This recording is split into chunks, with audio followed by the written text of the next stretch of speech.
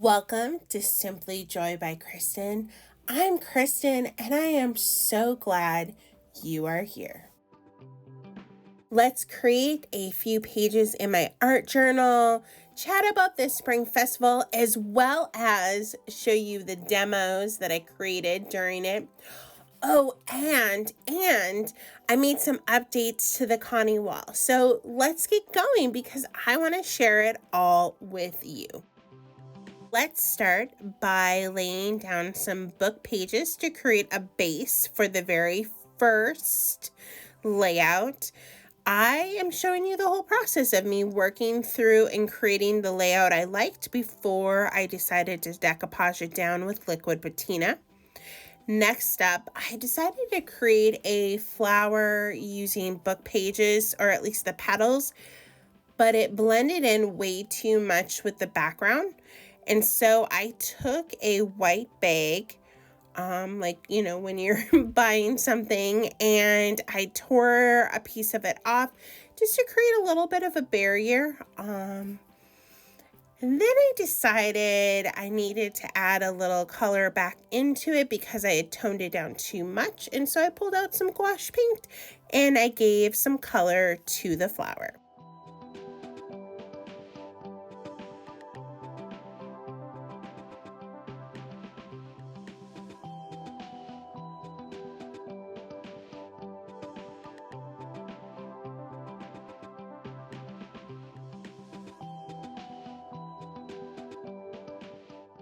As I create these pages, you're going to notice that everything was step by step. It was not planned. It very much was an organic feel of what was next. And so after the flower, I felt like it needed a frame and it needed scalloped edges. And so I created a frame with scalloped edges using this really bright, beautiful color.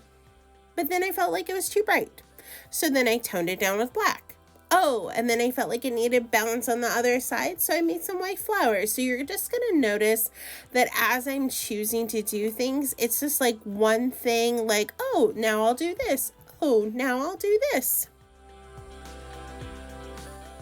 After creating the white flowers, I felt like the frame needed to be toned down a little bit. So I pulled out a white charcoal pencil and added that on the frame, and I think that's exactly what it needed. After the last video, Frames and Florals, I brought 12 frames into my booth, and 6 of them, these 6, have already found their new home. Have you ever had a project that just takes a little extra time? Well, that's the Connie wall. So this is what it originally looked like. Then I made a huge change, and I absolutely love how this looks.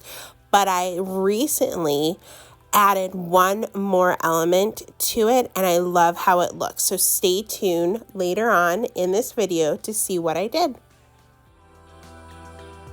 Let's get back to the layout. I decided let's add some bunnies.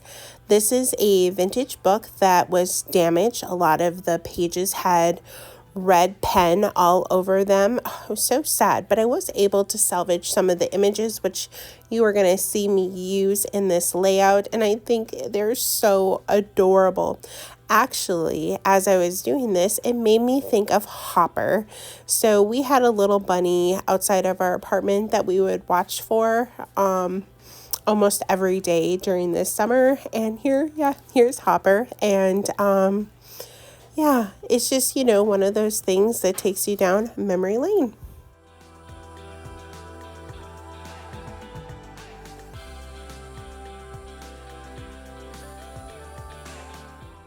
So as I was rescuing some of the images, one of the adorable bunnies, I couldn't salvage their little tail.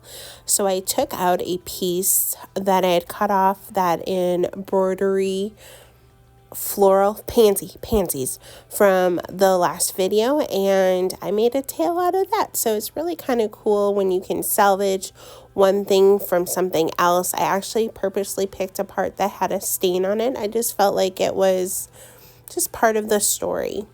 Another thing that I salvaged from various scraps in the book that I was using were words that kind of incorporated what this layout was. And again, it just was coming together one step at a time. I had no plan when I originally started, but yet as I was piecing this together, it was like it was meant to be. And it was just really a cool way of using things that were in my stash, just kind of, enjoying the process. And of course, then let's add some more flowers, but just enjoyed where this layout took me.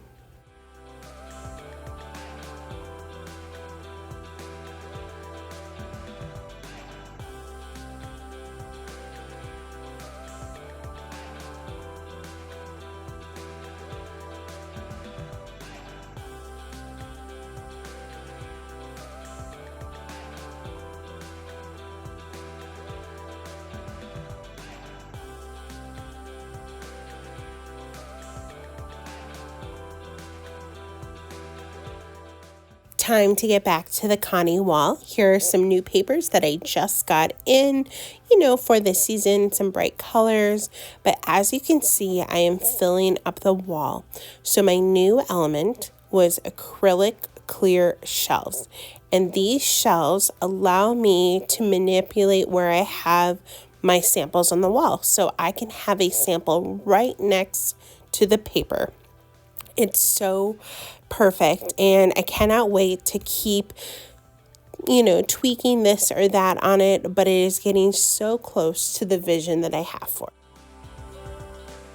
it. Okay, it's time for the second layout, and let me tell you, this one was a little bit of a ride. I started with these pastel colors thinking I was going to have more of a rainbow effect, and I just kept mixing and scraping and adding more. And yeah, like I said, this one was a ride, and I had no direction, none whatsoever. Like, even at this point, I'm like, what am I doing? Okay, let's add some more paint and see what happens, right? Oh, wait, let's add some more. And I think that is just one of those things about having an art journal. It's about just being in the moment, and sometimes that moment has no direction, and that's okay. I think sometimes we get so stuck on what the outcome needs to be or knowing the first steps, and sometimes you don't know the direction. Sometimes you don't know the first step. Sometimes you don't know the outcome, and you know what? That's okay. And it's okay to look back and go, well, that step maybe wasn't necessary. But then I would counter with, well, maybe it was, because if you had not done that step, it wouldn't have led to the next one. So even though it may get covered up, like I'm going to do right now, I'm going to add gesso and start covering up. Even if it got covered up, doesn't mean that it didn't have value, because that art journal is for you, and maybe you just needed to spread around some paint and to try things out, and you just needed extra time in that space. And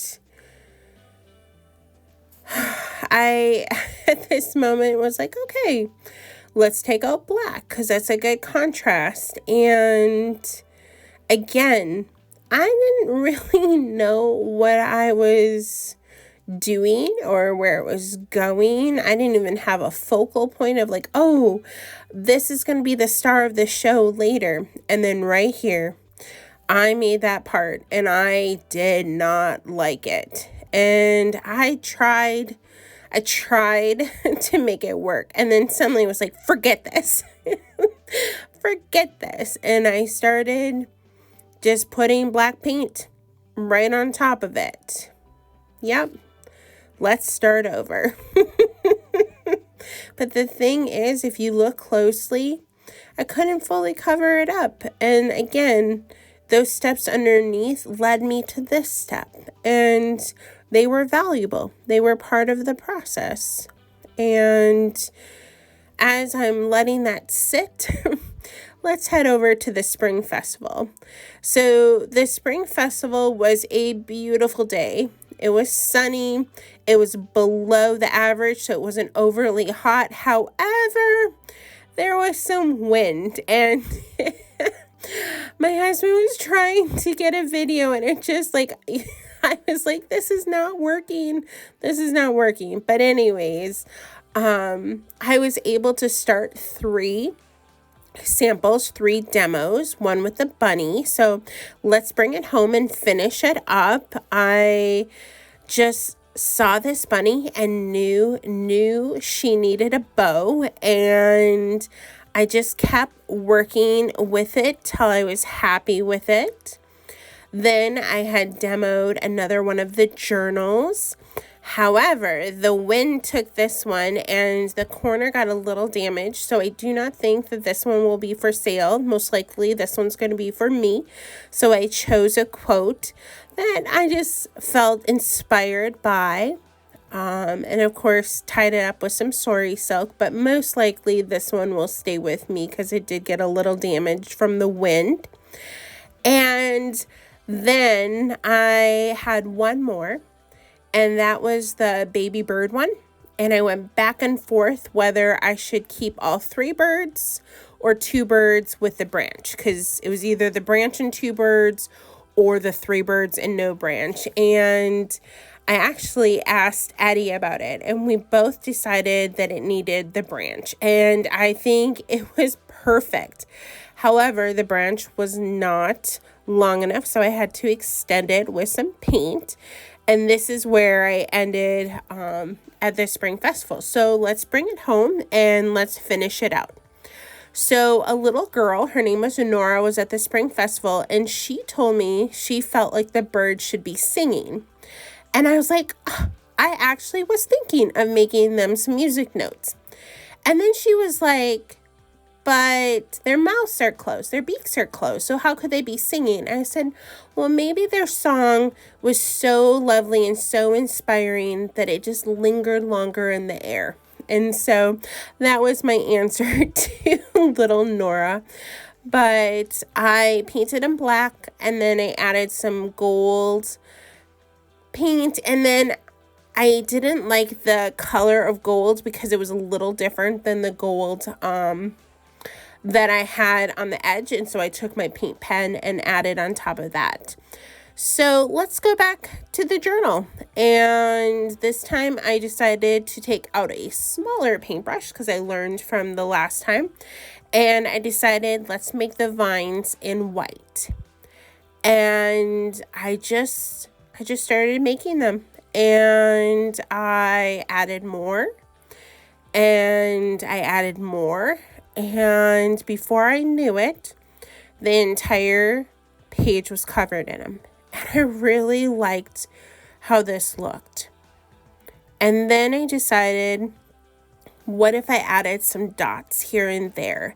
And so I added a few, stepped away, and then I decided, no, I'm going to keep adding to fill in the spaces. And I wouldn't have got to this step had I not made the mistake with the black vines.